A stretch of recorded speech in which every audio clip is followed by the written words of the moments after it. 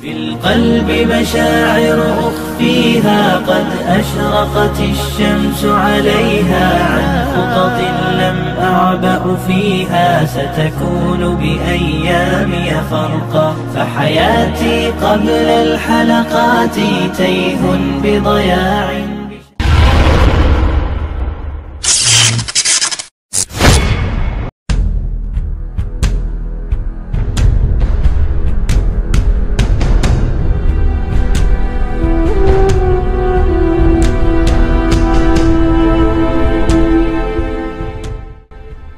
Assalamualaikum warahmatullahi wabarakatuh. Ada yang bertanya, dari mana Rasulullah Shallallahu Alaihi Wasallam mendapatkan uang untuk pendanaan hidup dan dakwah beliau? Tidak bisa dipungkiri, dalam menjalankan misi dakwah butuh pada pendanaan. Paling tidak biaya untuk makan sehari-hari dan biaya perjalanan. Meskipun demikian, tidak layak seorang pendakwa memasang tarif atau meminta bayaran dulu sebelum naik mimbar. Kalau tidak sesuai dengan bayarannya, marah-marah dan tidak mau lagi diminta untuk ceramah. Karena bagaimanapun, dakwah tidak sama dengan jual beli. Dalam berdakwah, tentu panutan kita adalah Rasulullah Shallallahu Alaihi Wasallam dan para sahabatnya.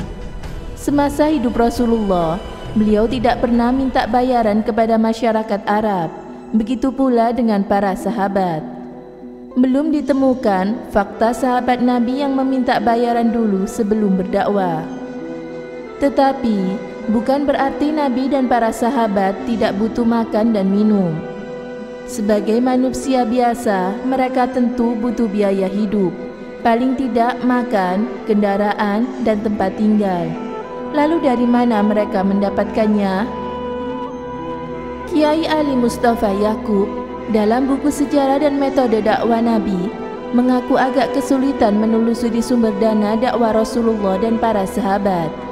Tetapi paling tidak, dari beberapa temuan yang ada, sumber dana dakwah Rasulullah dan para sahabat berasal dari 3 sumber.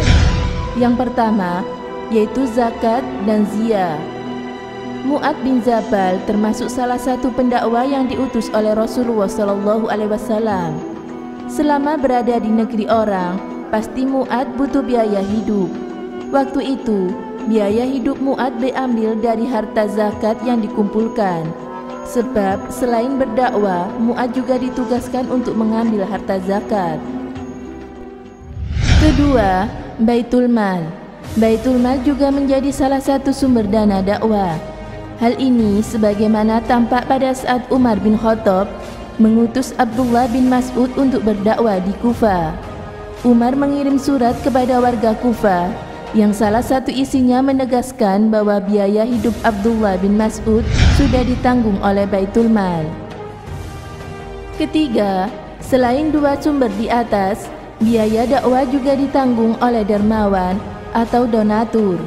Misalnya, ketika Mus'ab bin Umair dakwah di Madinah, ia tinggal bersama Sa'ad bin Zurarah. Selama berada di rumah Sa'ad, tentu biaya hidup Mus'ab ditanggungnya.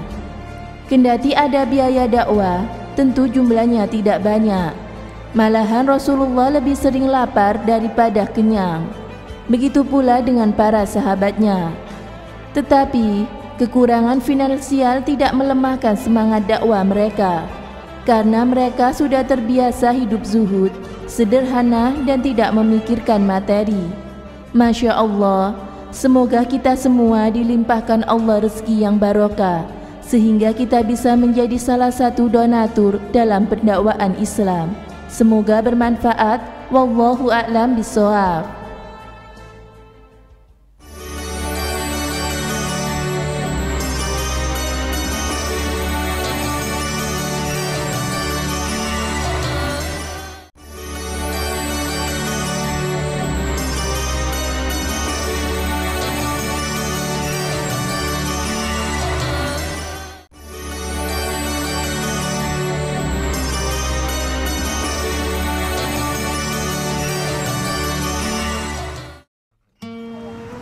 Assalamualaikum warahmatullahi wabarakatuh. Nabi Muhammad SAW dan 124.000 Nabi dan Rasul semuanya tidak meminta upah dari dakwanya. Upahnya hanyalah dari Allah Subhanahu wa Ta'ala. Mereka sangat ikhlas dan hanya mengharapkan keimanan para umatnya. Tidak sedikit dari para nabi itu dan rasul itu yang lebih memilih kelaparan daripada meminta dakwah upah dari dakwanya. Rasulullah Muhammad SAW contohnya, beliau memilih kelaparan daripada meminta dakwah kepada umatnya. Di dalam hadis ataupun naas tidak disebutkan bahwa Nabi Muhammad itu meminta upah atas kaumnya.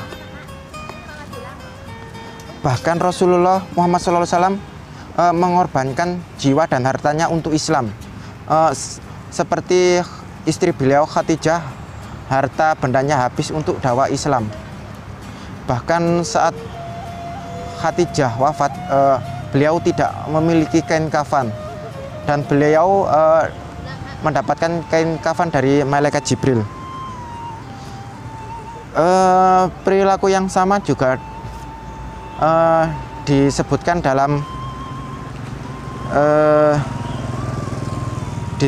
oleh para sahabat Nabi dan generasi setelahnya, yakni tabi'in dan tabi'at.